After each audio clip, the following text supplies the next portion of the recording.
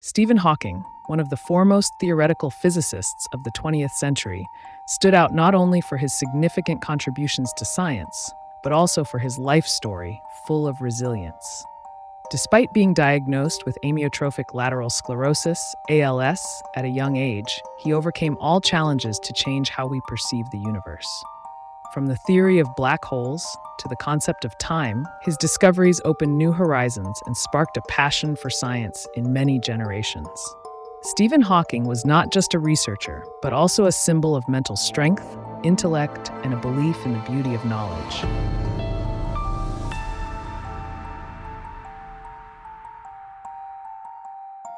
Stephen William Hawking was born on January 8, 1942, in Oxford, England during World War II.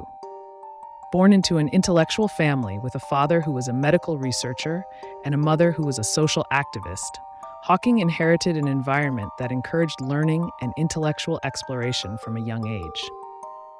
From his time as a student at St. Albans, he demonstrated exceptional intelligence, particularly in science and mathematics, though he was sometimes considered a lazy student because he did not need to put in much effort to learn. His passion for science grew when he entered Oxford University at the age of 17. Although he initially planned to study mathematics, due to the absence of a mathematics program at Oxford at the time, Hawking switched to physics.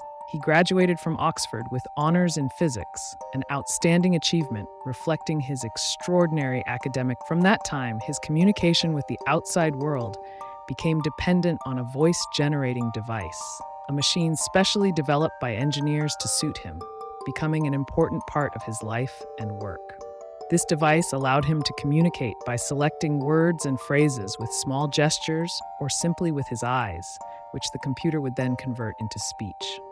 Although the voice was no longer as natural as before, the expressions through this device became a distinctive and recognizable part of him. He passed away on March 14, 2018, at the age of 76, after more than 50 years of living with this terrible disease.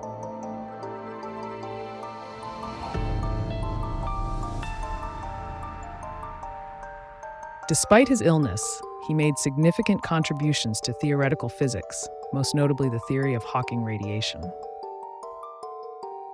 To make it easier to understand, we can explain it as follows. Hawking radiation is matter or something that can escape from a black hole and reduce its mass. But that's strange, right?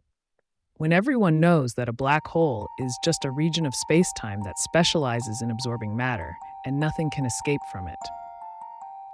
He also studied the Big Bang theory and sought to unify quantum mechanics with general relativity.